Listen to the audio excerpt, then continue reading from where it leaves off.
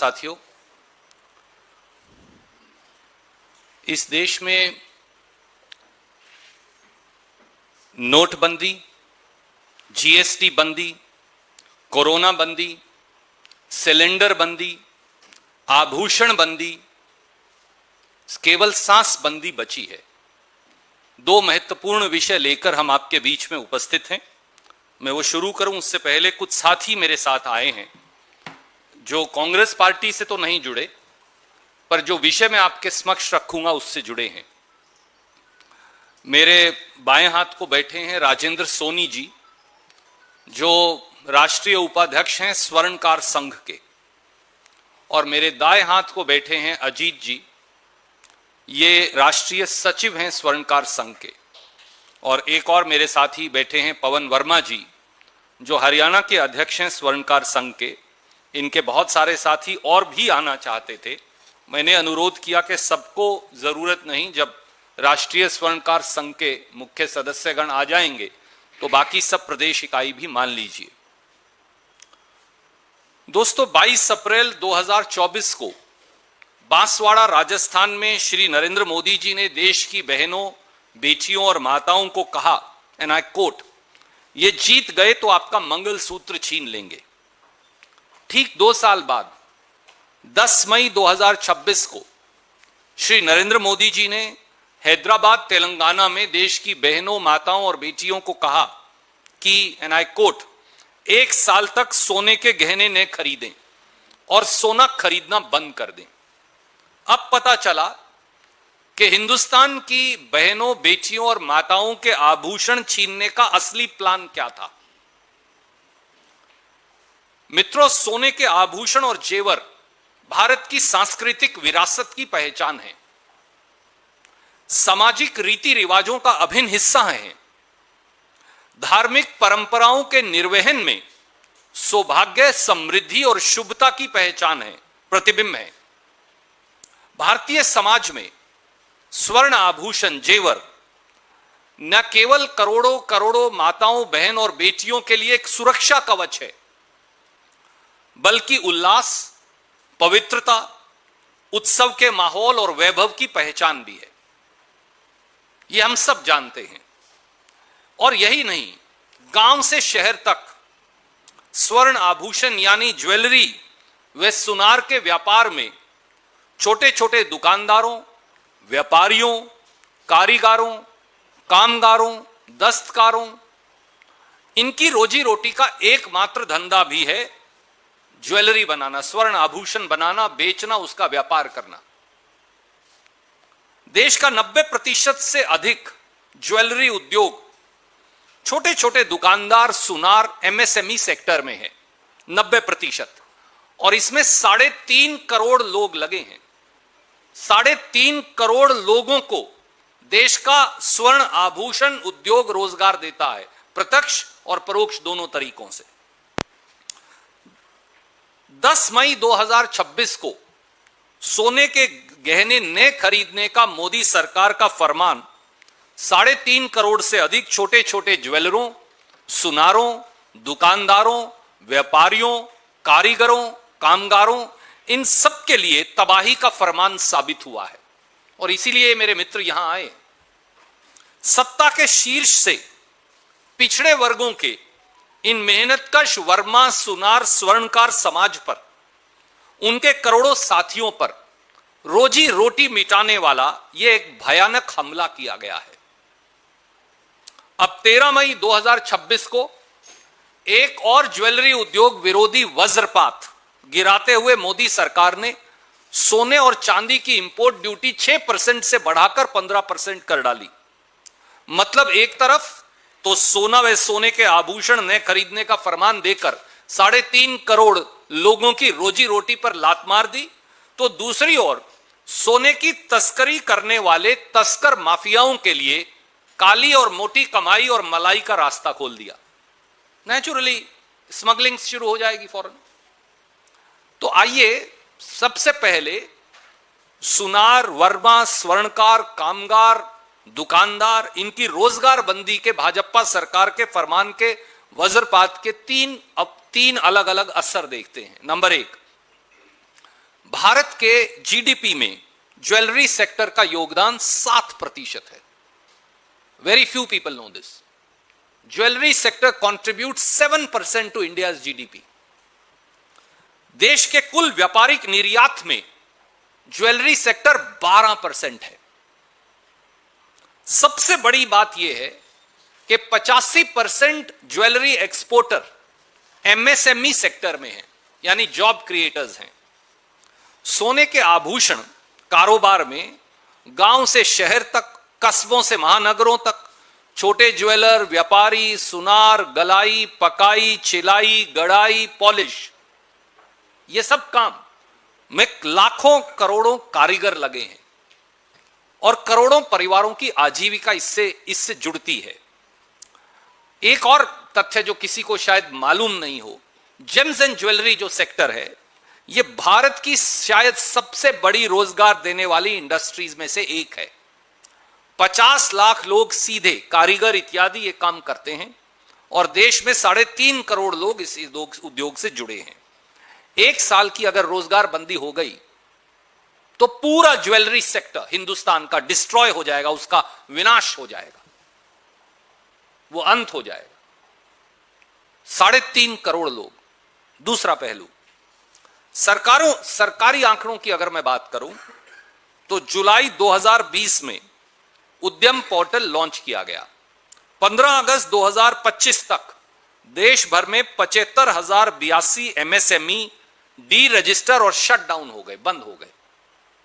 एक और रिपोर्ट है जो ये कह रही है कि 2015-16 से 22-23 के बीच में असंगठित विनिर्माण क्षेत्र, अनऑर्गेनाइज सेक्टर जिसे हम कहते हैं, उसमें 18 लाख एमएसएमई बंद हो गए।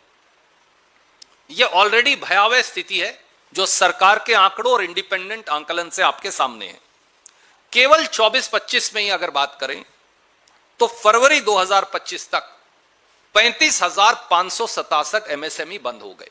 एमएसएमई ही देश में रोजगार उत्पादक है। 3 लाख लोगों का काम चला गया। अब ऐसे में सोने के आभूषण के कारोबार को ठप करके आप लोगों की आजीविका का तो गला घोट रहे हैं, बल्कि देश में आर्थिक संकट और तबाही मचाने का एक और रास्ता भाजपा खोल रही है। यह भाजपा की द्वारा निर्मित त्रासदी है और एक क्रूर अमानवीय अत्याचार है। तीसरा पहलू, सोने की इंपोर्ट ड्यूटी बढ़ाने से सीधे स्मगलिंग सोने की शुरू हो जाएगी। यह मैं नहीं कह रहा, यह सरकार के आंकड़े बताते हैं।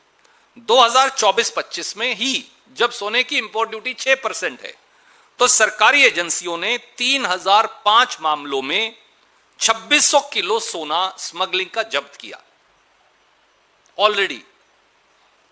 यह सरकारी आंकड़ा असली जो स्मगलिंग हो रही है उसका एक बहुत छोटा सा हिस्सा है, क्योंकि ज्वेलरी सेक्टर के विशेषज्ञों की माने तो 10 से 15 मीट्रिक टन सोना इससे पहले ही स्मगल हो रहा था, क्योंकि ड्यूटी 6% है।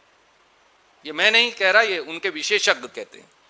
अब 15% है, तो 15% इंपोर्ट ड्यूटी के बाद, ये घोषित तालाबंदी के बाद सोने की स्मगलिंग और सोने के तस्कर, उनकी पोबारा और ज्वेलरी सेक्टर जो है उनकी रोजी रोटी पर हमला, यह हो जाने वाला है। इसलिए मोदी सरकार से हमारे 5 सवाल हैं। पहला, क्या नोटबंदी की तरह अब उद्यम बंदी भी न्यू नॉर्मल है भाजपा का? दूसरा, क्या प्रधानमंत्री और भाजपा सरकार सार्वजनिक मन से सोने के गहने न खरीदने की अपील करने से जो ज्वेलरी सेक्टर को भारी नुकसान होगा, 3.5 करोड़ लोगों का जो रोजगार जाएगा, उनके लिए आपने क्या सोचा है?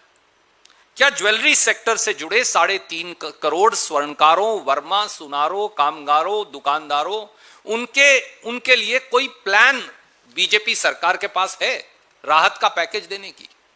तीसरा, अगर गोल्ड इंपोर्ट कम करना ही आपका मकसद है तो सरकार को देश में गोल्ड ज्वेलरी की डिमांड सप्रेशन करने की बजाय देश में पहले से ही जो मौजूद सोना है उसकी आप गोल्ड मोबिलाइजेशन करके बुलियन बैंकिंग फ्रेमवर्क बनाने की नीति पर काम क्यों नहीं कर रहे? हम ऑल्टरनेटिव भी बता रहे हैं। देश में बहुत सारा सोना लॉकर्स में आइडियल पड़ा है।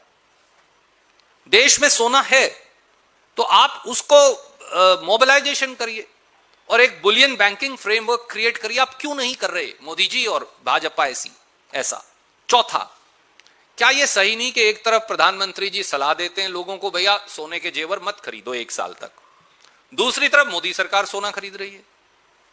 यह कैसे हो सकता है दोस्तों?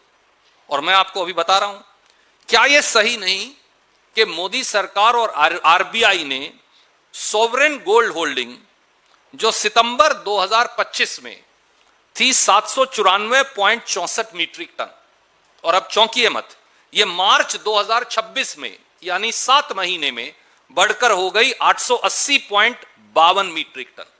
क्यों? क्या यह सही नहीं कि मोदी सरकार ने पिछले 7 महीने में खुद 85.88 मीट्रिक टन सोना खरीद लिया? तो भैया आप लोगों को तो कहते हो कि एक मंगलसूत्र मत खरीदो, बहन के लिए एक जेवर मत खरीदो, बिटिया के लिए सोने की बाली मत खरीदो कान की, मां के लिए सोने की चेन मत खरीदो, और मोदी सरकार 6 महीने 7 महीने में 85.88 मीट्रिक टन सोना खरीद रही है, ऐसा क्यों? और पांचवा, कि क्या अब 90% एमएसएमई छोटे दुकानदारों से जुड़ा ज्वेलरी उद्योग भी अगले 1 साल में तालाबंदी का शिकार हो जाएगा? क्या ज्वेलरी सेक्टर के इन छोटे छोटे एमएसएमई के लोगों को साफ कर अब ज्वेलरी सेक्टर भी 2 या 3 उद्योगपतियों को सौंपने की तैयारी हो रही है? यह है असली बात, क्योंकि लाखों करोड़ का ज्वेलरी सेक्टर है। अगर 2 उद्योगपतियों ने कब्जा कर लिया तो उनका धंधा हो जाएगा, और ये सब 3.5 करोड़ लोग जिनके नुमाइंदे यहां बैठे हैं, वर्मा जी बैठे हैं, अजीत जी बैठे हैं, सारे साथी बैठे हैं ये बाहर, ये सब उनके गुलाम हो जाएंगे। क्या तैयारी असल में ये है?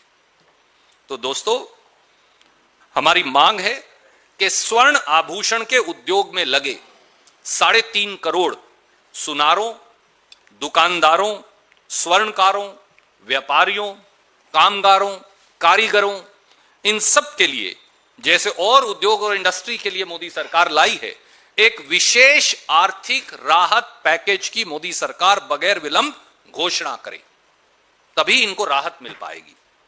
दूसरा हमारा सजेशन और मांग यह है कि गोल्ड इंपोर्ट ड्यूटी 15% बढ़ाने की बजाय इसे वापस करिए, और इसकी जगह डोमेस्टिक गोल्ड मोबिलाइजेशन व रिसाइकलिंग में 4 सजेशन दे रहा हूं।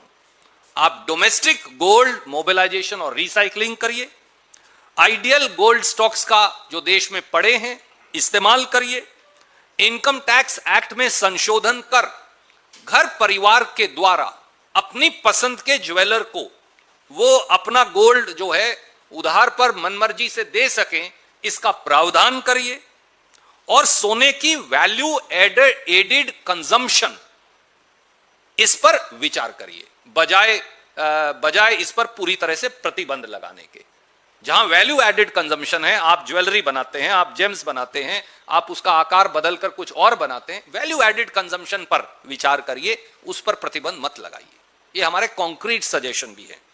तो दोस्तों, स्वर्ण आभूषण के लाखों उद्यमी और हुनरमंद कारीगर जो इंसान तो इंसान, हमारे देवताओं को भी सजाते हैं, इंसान को तो सब सजाते हैं, देवताओं को केवल ज्वेलरी उद्योग वाले सजाते हैं।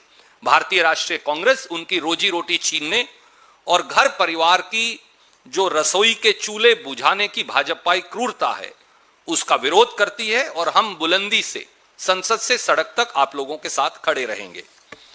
इससे पहले कि मैं आपसे प्रश्न लूं, एक और नॉर्मली कभी दूसरा विषय हम नहीं जोड़ते पर इससे जुड़ा हुआ विषय है जो आज सुबह ही हुआ, और उस पर आप प्रश्न भी पूछेंगे तो बेहतर है कि मैं जो पार्टी की ओर से हमारा वक्तव्य है वो आपको अभी बता दूं और फिर हम आपके प्रश्न लेंगे। पिछले 12 साल से, ये दूसरा पहलू है पेट्रोल डीजल सीएनजी की जो आज कीमतें बढ़ाई हैं उनको लेकर, पिछले 12 साल से मोदी सरकार का जो साइकिल ऑफ लूट है, पेट्रोल डीजल, रसोई गैस, कमर्शियल गैस, छोटू सिलेंडर, सीएनजी, इन सबको लेकर वो बदस्तूर जारी है। दोस्तों, मैं ये आज आपके समक्ष पेट्रोल डीजल को लेकर 7 तथ्य रखूंगा और गैस को लेकर बस, और हम आपको एक कागजात के साथ, सबूत के साथ, मेरी कुलीग जो हैं वो आपको ये बयान जारी कर देंगी। 11 साल से मोदी सरकार ने हिंदुस्तान के लोगों से 43 लाख करोड़ पेट्रोल डीजल से लूटे हैं, यानी 1000 करोड़ हर रोज। In last 11 years, Modi government has looted, and I'm going to give you that data. I'm backing it up with a document of Government of India. In last 11 years, Modi government has looted 43 lakh crores by way of putting duties and excise on petrol, diesel and LPG gas, which comes to 1000 crore rupees per day. Please remember, देशवासियों याद रखिए, 26 मई 2014 को कांग्रेस की सरकार गई। 26 मई 2014 को petrol की कीमत थी 71 रुपया 41 पैसा प्रति लीटर। 26 मई 2014 को, ये आपको मैं भेज भी रहा हूं, कांग्रेस की सरकार गई। 26 मई 2014 को पेट्रोल की कीमत थी 71 रुपया 41 पैसे प्रति लीटर, और आज 3 रुपए का इजाफा करने के बाद दिल्ली में पेट्रोल की कीमत है 97 रुपया 77 पैसे प्रति लीटर। यानी आप इजाफा देखिए कितना है। डीजल की कीमत थी 26 मई 2014 को 56 रुपया 71 पैसे प्रति लीटर, और आज है इस 3 रुपए के इजाफे के बाद 90 रुपया 67 पैसे प्रति लीटर। 2014 में जब हमने सरकार छोड़ी और 13, 14, 12 में आप चेक करिए, क्रूड ऑयल का रेट था $100 प्रति बैरल से लेकर $108 प्रति बैरल कच्चा तेल था।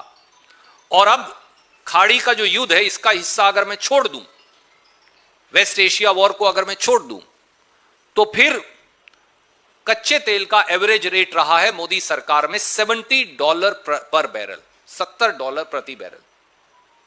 तो अगर $70 की एवरेज लगाऊं मैं 11 साल की, तो पेट्रोल का प्राइस होना चाहिए 61 रुपया 60 पैसा, और डीजल होना चाहिए 56 रुपया 99 पैसा। यह है कड़वा सत्य जो हम देशवासियों के सामने रखना चाहते हैं। और आज सीएनजी का रेट भी 2 रुपया बढ़ाकर 79 रुपया 9 पैसा कर दिया है, 79 रुपीज 9 पैसा।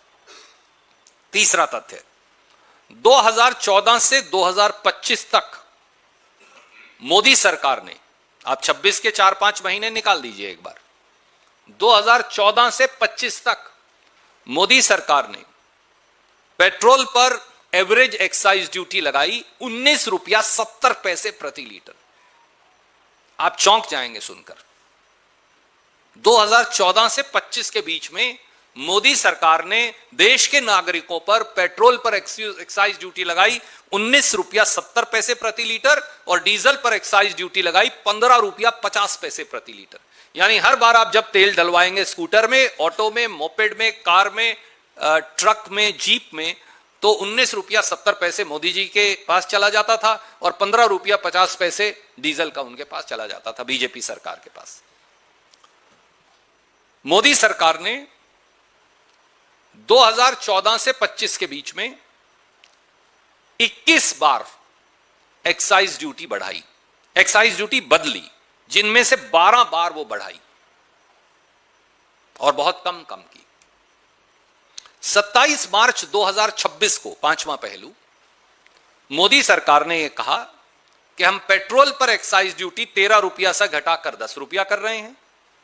यह 2 महीने 1.5 महीना पहले की बात है। और डीजल पर 10 रुपया से 0 कर रहे हैं। हम सब बड़े खुश हुए। पेट्रोल पंप पर तेल डलवाने गए कि भैया 3 रुपया तो एक्साइज ड्यूटी कम हो गई, तो पेट्रोल 3 रुपया सस्ता हो जाएगा। और डीजल तो हम बड़े खुश होकर गए, गांव वाले जो हैं ट्रैक्टर लेकर अपने अपने लाइन लेकर पहुंच गए कि भाई 10 रुपया डीजल सस्ता हो जाएगा। वहां जाकर पता चला कि 1 पैसा भी सस्ता नहीं हुआ, क्योंकि इसका सारा फायदा किसको मिला? 4 पब्लिक सेक्टर कंपनीज को, 1 रिलायंस को, 1 नायरा एनर्जी को। यह सारा पैसा उनकी जेब में चला गया। आपको कुछ नहीं मिला, देशवासियों को कुछ नहीं मिला। छठा, जो हर बार जब चुनाव खत्म होता है तो हर बार मोदी जी पेट्रोल डीजल के रेट बढ़ाते हैं। अब की बार राहुल जी ने भी कहा और ये वो प्रेस विज्ञप्ति है जो एआईसीसी ने जारी की थी 27 मार्च को। मैंने कहा था कि जी चुनाव जिस दिन खत्म होगा उसके 15 दिन के अंदर ये बढ़ाएंगे। ये बोलते रहे आपको, आप भी छापते रहे, दिखाते रहे। नो नो, पेट्रोल मंत्री ने कहा, हेडलाइन न्यूज चल रही थी चैनल्स पे कि कोई पेट्रोल डीजल की कीमत नहीं बढ़ेगी। सारे अखबारों की हेडलाइन, पेट्रोलियम मंत्री ने कहा, प्रधानमंत्री ने कहा, गृह मंत्री ने कहा। अब हम कह रहे थे, राहुल गांधी जी कह रहे थे। ये इनकी हिस्ट्री रही है। मैं आपको 4-5 उदाहरण आज बताना चाहता हूं, होंगे शायद और भी। 2014 में जनरल इलेक्शन हुए और 7 फरवरी 2015 को दिल्ली के असेंबली इलेक्शन हुए। 15 और 16 फरवरी 2015 को मोदी जी ने पेट्रोल और डीजल दोनों के रेट बढ़ा दिए। तब भी एका बढ़ाएंगे नहीं, पर 7 फरवरी को चुनाव हुआ, 15 को और 16 को बढ़ा दिए थे। 2019 में फिर जनरल इलेक्शन हुए और आखिरी जो था वो 19 मई को पोलिंग थी, आपको याद हो तो। 20 मई को फिर पेट्रोल और डीजल दोनों के रेट बढ़ा दिए। इलेक्शन में कहते रहे कुछ नहीं बढ़ाएंगे, फिर उसके बाद वोट ली लोगों की, फिर बढ़ा दिए। उसके बाद उत्तर प्रदेश और दूसरे प्रांतों में चुनाव हुआ 10 मार्च 2022 को।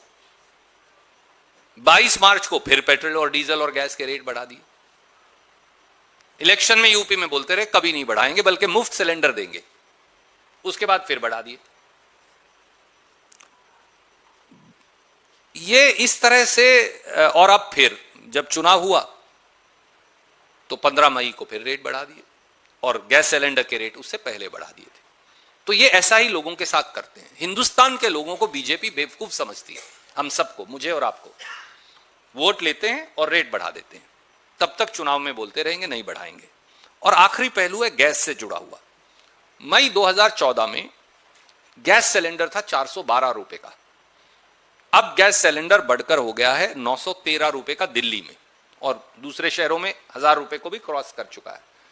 यानी 12 साल में, 11.5 साल में, 12 साल में 501 रुपए की बढ़ोतरी है। 121% गैस सिलेंडर का घर का रेट बढ़ गया है 12 साल में। एलपीजी का प्राइस कांग्रेस के समय था 880.5 पर एमटी। ये 13-14 का रेट है, आप गूगल करके चेक कर सकते हैं। आज रेट है 542.5 पर एमटी मार्च 2026 में, क्योंकि हम वो सऊदी सीपी से कंपेयर करते हैं हिंदुस्तान। तो यानी $339 पर एमटी रेट भी गिर गया गैस का, पर गैस की कीमत 121% हिंदुस्तान में बढ़ गई। 2014 में कमर्शियल एलपीजी सिलेंडर जो 19 किलो का है वो था 1541 रुपए का। आज वो है 3071 रुपया 50 पैसे का। आज लोगों के लिए घर से बाहर खाना खाना मुश्किल है, और रेडी वाले, खोमचे वाले, रेस्टोरेंट वाले, हलवाई, उनके लिए खाना और मिठाई या और चीजें बनाकर बेचना मुश्किल है। और 5 केजी का छोटू सिलेंडर हमारी बहनों के लिए लेकर आए थे, 261 रुपया प्रति गैस सिलेंडर उसका बढ़ा दिया है। तो ये 43 लाख करोड़ की, जो कहते हैं कि नहीं ऑयल कंपनीज को नुकसान हो रहा है, तो भैया 43 लाख करोड़ भी तो आप ही ने कमाया है, उसमें से दे दो। और ये मैं नहीं कह रहा, एक petroleum planning and analysis cell है गवर्नमेंट ऑफ इंडिया की, मैंने ये उनका साल दर साल का प्रॉफिट कैलकुलेट करके उनकी ओरिजिनल कागज आपको भेज रहा हूं। 43 लाख करोड़ आता है 2025 तक। तो अगर आपको 20-30 हजार करोड़ का आज नुकसान हो रहा है, तो आपने 43 लाख करोड़ जो कमाया है वो दे दीजिए हमें वापस।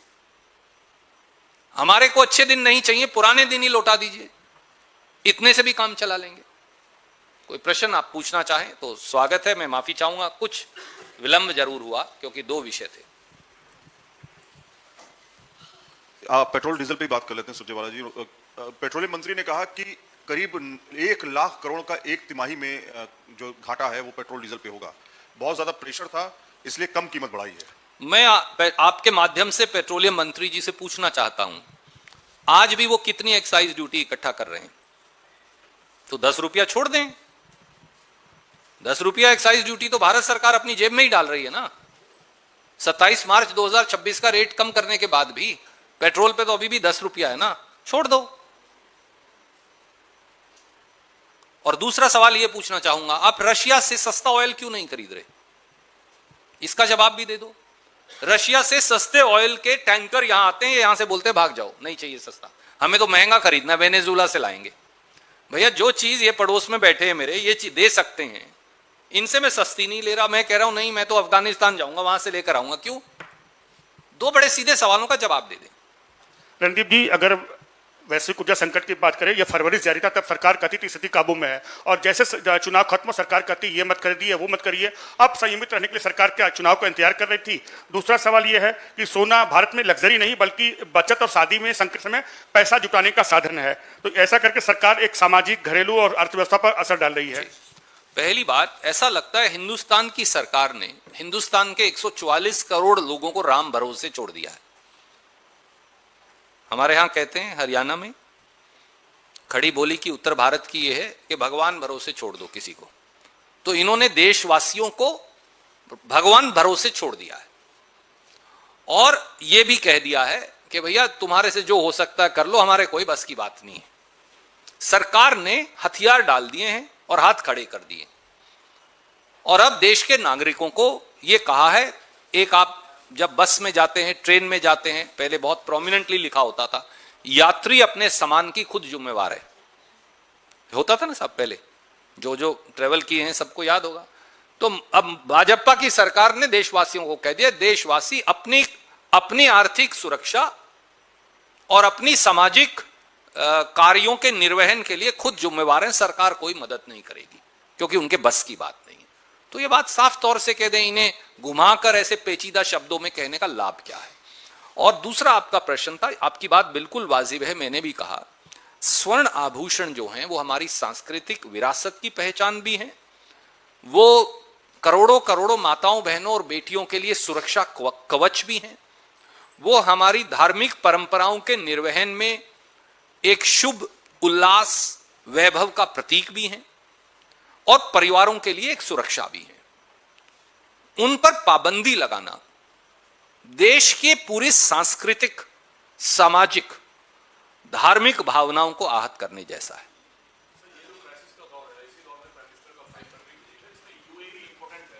ऊर्जा क्राइसिस को डिस्कस करेंगे, आपको लगता है प्राइम मिनिस्टर के इस 5 कंट्री विजिट से कोई सॉल्यूशन लॉन्ग टर्म के लिए निकलेगा? अब सवाल अच्छा है पर गलत व्यक्ति को पूछा जा रहा है। यह सवाल प्रधानमंत्री जी से पूछा जाना चाहिए क्योंकि वही बता सकते हैं कि क्या वो हल निकालेंगे। मैं तो और हम सब तो उम्मीद ही कर सकते हैं। जी कोई नहीं, मुझे सुनता है आप। मेरा सवाल स्वर्णकार समाज से भी है। मुझे सुबह ही एक किसान ने व्हाट्सएप किया, उसने कहा कि इंपोर्ट ड्यूटी और एक्सपोर्ट ड्यूटी क्या होती है हम नहीं समझते, लेकिन स्वर्णकार इसको बहुत अच्छे समझते हैं, इसलिए पूरे देश में धरना प्रदर्शन सारी चीज चल रहा है। जब हमारी बस, और स्वर्णकार का धंधा भी किसान से ही चलता है, ये बात भी बिल्कुल सच है गाँव में जो रहते हैं। तो उन्होंने कहा जब हमारी इंपोर्ट ड्यूटी खत्म की जा रही थी किसानों के पाम ऑयल पर, सरसों के तेल से पहले हमारी फसलों के रेट गिर गए, तब ये स्वर्ण समाज धरना क्यों नहीं कर रहा था कि जब किसान के पास पैसा नहीं होगा तो हमारे पास हमारे आभूषण कहां से रखेंगे? मैं तेजपाल जी, एक गांव में भी कहावत है, जिस तन लागे सो तन जाने। दुर्भाग्य से मोदी सरकार एक एक सेक्शन को पकड़ती है और उनका इलाज करती है, फिर दूसरे को पकड़, तो दूसरे वाले समझते हैं हम सिक्योर हैं, फिर उनको पकड़ती है, फिर उनका इलाज करती है, दूसरे वाले कहते हैं भैया इनका हो रहा है हम तो सिक्योर हैं। तो पर सवाल ये नहीं है, सवाल इससे भी बड़ा है, क्या देश के प्रति सरकार की जवाबदेही और जिम्मेवारी है या नहीं।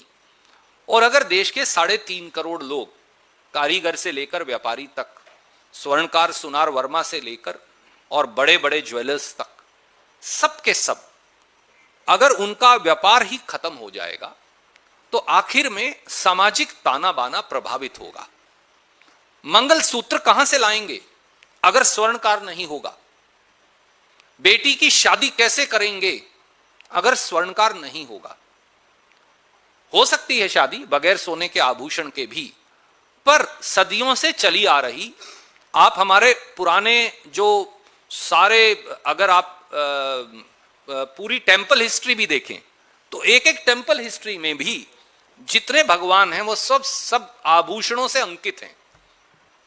तो ये एक सदियों पुरानी चली सामाजिक, धार्मिक, सांस्कृतिक परंपरा है।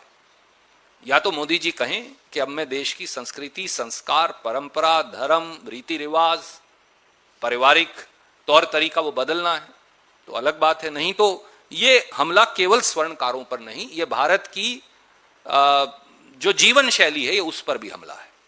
Randeep Ma'am, sir, I'll come back. In an exclusive interview to Times Now, the Union Minister Kiran Rijiju has given a statement that why the opposition parties are targeting the Modi government. This situation is not being created by India or by the government. The impact we are facing because we are dependent for the energy needs, the imports which we get from the other countries. That is the only reason why such kind of steps have been taken. What's your response to that? I think he wants to be petroleum minister now, since he is commenting upon issues that he has no comprehension about. So let me put through your good offices 3 things to him.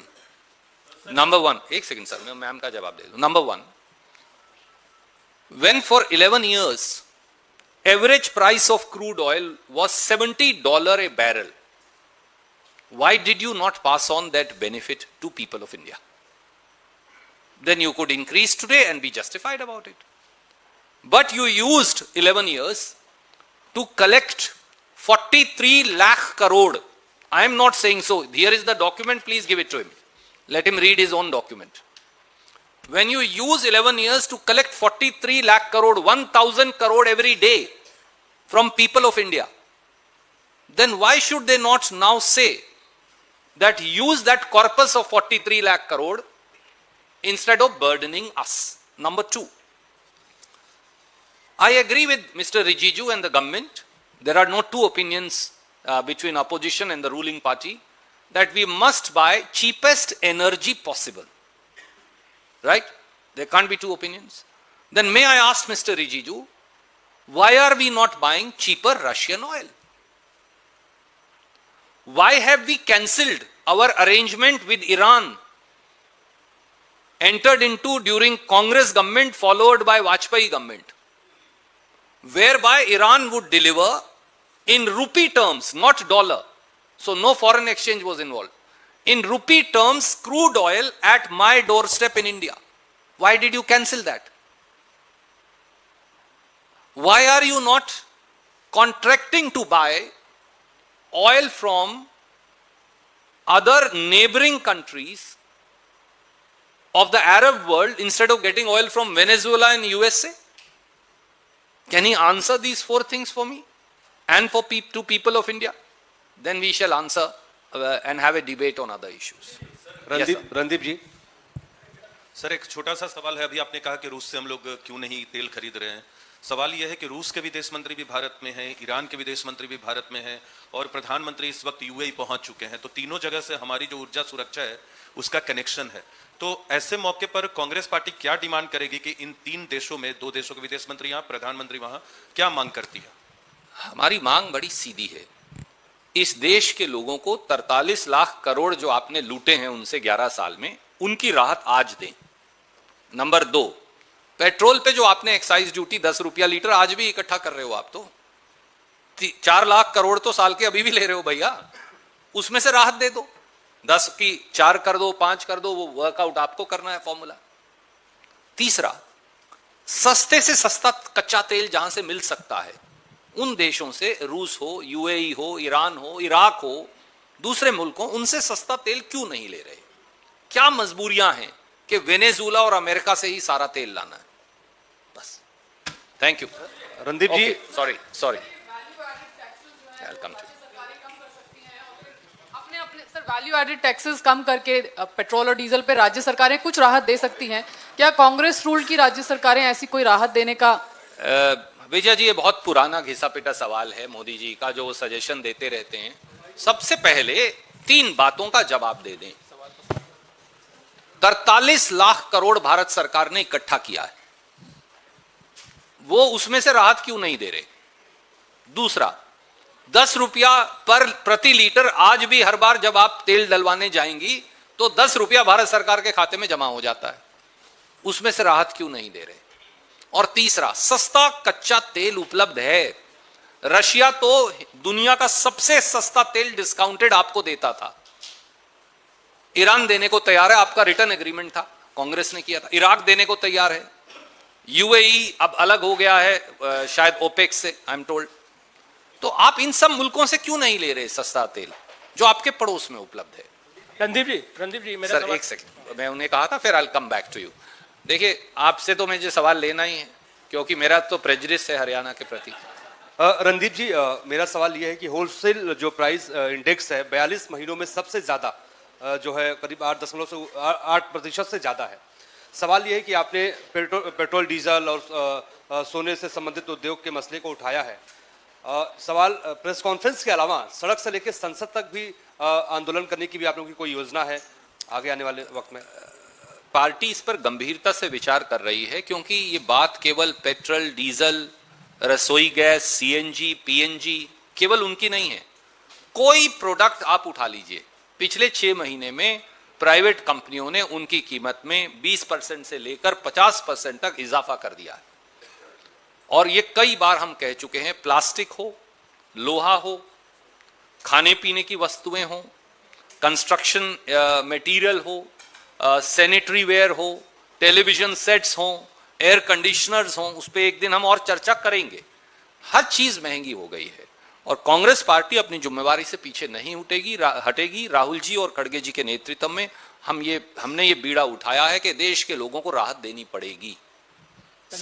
Randeep जी, युवाओं से जुड़ा मुद्दा है। अभी कुछ दिन पहले ही आपने प्रेस कॉन्फ्रेंस भी की थी जिसमें परीक्षा को लेकर बड़े सवाल हरियाणा को लेकर उठाए थे, लेकिन नीट को लेकर सरकार ने बड़ा निर्णय लिया है। ऑनलाइन एग्जाम आगे से होंगे।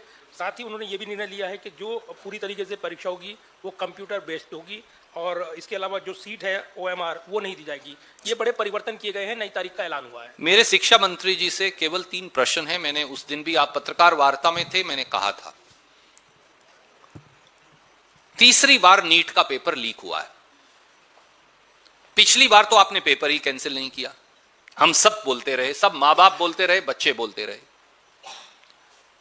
तीसरी बार, उससे पहले इसरो के जो पूर्व प्रमुख हैं कस्तूरी रंगन जी, अगर मैं नाम सही याद है मुझे, तो उनकी अध्यक्षता में एक कमेटी बनी थी।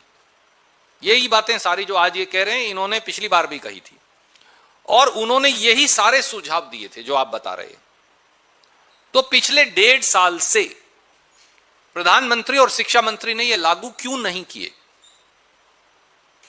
दूसरा, जिस शिक्षा मंत्री के नेतृत्व में 3 बार नीट का पेपर लीक हो जाए, जैसा यहां से उदय भानु चिप जी ने कहा भी, उसको इस्तीफा क्यों नहीं देना चाहिए?